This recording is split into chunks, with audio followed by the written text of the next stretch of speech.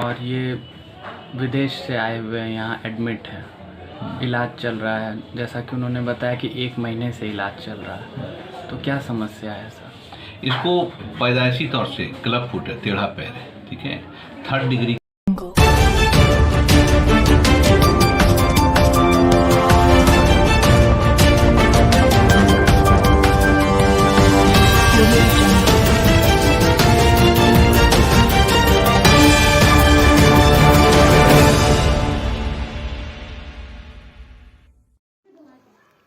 Africa महादेश से इलाज के लिए मरीज पहुंच रहे भागलपुर अक्सर आपने लोगों को अपनी बीमारी के इलाज को लेकर देश विदेश का रुख करते हुए सुना होगा, लेकिन छोटे शहरों में भी ऐसे अस्पताल हैं जहां अफ्रीका जैसे महादेश के लोग अपनी बीमारी के इलाज के लिए अंग प्रदेश में आना पड़ा।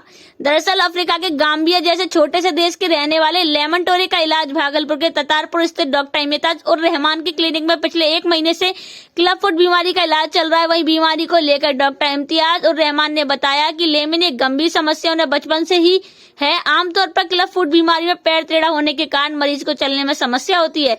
डॉक्टर ने बताया कि गाम्बिया एक गरीब देश है और वहां भुखमरी की स्थिति है। ऐसे में इस तरह की बीमारी का इलाज दूसरे देशों में काफी महंगा होता है। डॉक्टर के मुताबिक दूसरे देशों में इस इलाज को कराने में लाखों रुपए खर्च होते हैं, वहीं भागलपुर में उसे इलाज में 25,000 ही खर्च करना पड़ता है। हालांकि पीड़ित लेमिन का यूरोपियन देशों में अपने इलाज के लिए गए, लेकिन उन्हें सिर्फ निराशा ही हाथ लगी। जबकि लंदन नर्स के तौर पर कार्यरत उनकी बहन ने यूट्यूब के माध्यम से उन्हें भागलपुर के ऑर्थोपेडिक सर्जन डॉक्टर इम्तियाज उर रहमान के बारे में बताया। 1 महीने इलाज के बाद लेमिन का पैर लगभग सीधा हो गया है और इसे इलाज से बेहतर परिणाम भी नजर आ रहा है। वहीं डॉक्टर ने इसे जल्द खुद के पैरों पर चलने का आश्वासन दिया है। साथ ही उन्होंने जिले में सभी काबिल चिकित्सकों की कार्यशैली की सराहना की है। क्या प्रॉब्लम है और ये विदेश से आए हुए हैं, यहाँ एडमिट है, इलाज चल रहा है। जैसा कि उन्होंने बताया कि 1 महीने से इलाज चल रहा है, तो क्या समस्या है सर? इसको पैदाइशी तौर से क्लब फुट है, टेढ़ा पैर है, ठीक है। 3rd डिग्री का है, बहुत डिग्री होती है इसमें आदमी पंजे पर चल रहा है, ठीक है। वो मेरे पास इसलिए इलाज के लिए आए कि उसको लंदन में और सब यूरोपियन कंट्रीज़ में इनकार कर दिया कि नहीं ऑपरेशन कर सकते। गाम्बिया एक इंतहाई गरीब देश में से है जहाँ पैसे नहीं, इनके पासपोर्ट तक पर लिखा हुआ है कि ये इंतहाई गरीब देश है।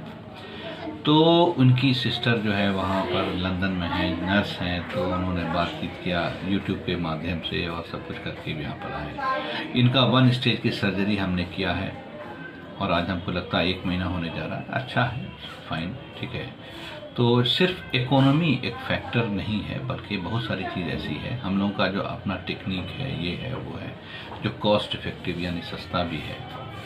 तो अगले को ये तो लगा ही होगा कि शायद सस्ता है, जोड़ जाड़ के भी सस्ता पड़ रहा है, तो आया नहीं।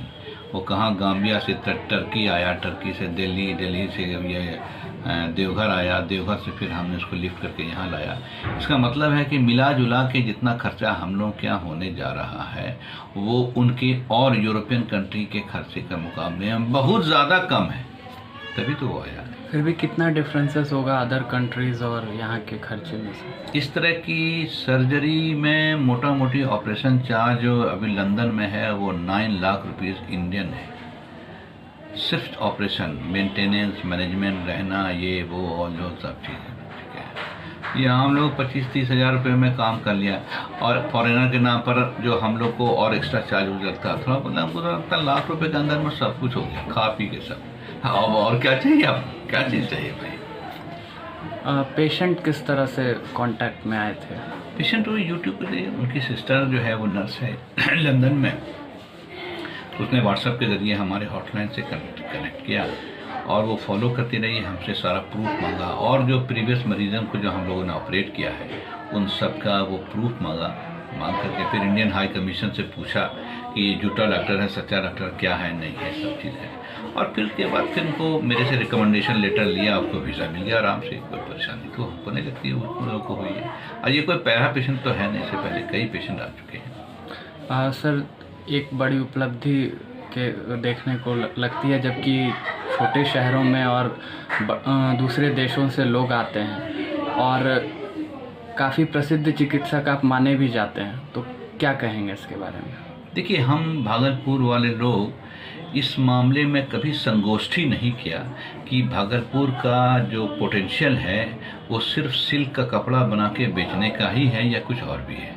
हम भागलपुर वासियों के पास बहुत पोटेंशियल है। हम टूरिज़्म ही को देखा जाए या सिल्क के कपड़े का जो डिज़ाइन है जो बनता है, या मेडिकल इंडस्ट्री को देखा जाए या एजुकेशन को देखा जाए, हमने कभी उस पर परिचर्चा नहीं की है। इसीलिए हम ढंग से एक्सप्लोर नहीं कर पाए। अदरवाइज अगर एक्सप्लोर करते तो हम भागलपुर की धरोहर में तो बड़ी अपॉर्चुनिटी है फॉरेनर्स के आ करके यहाँ पर सीख लेने की।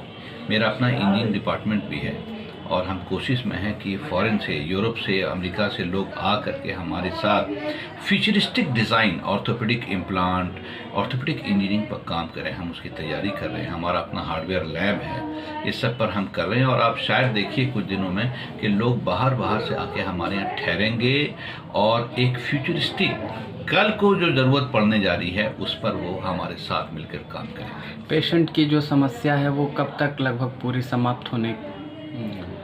वो 1-8 महीना और रहेगा, उसके बाद फिर वो घर चला जाएगा, ठीक है। और फिर उसके बाद उसकी जो प्रॉब्लम है 70% सॉल्व है, लेकिन जो 30% है वो चलने से ठीक होगी।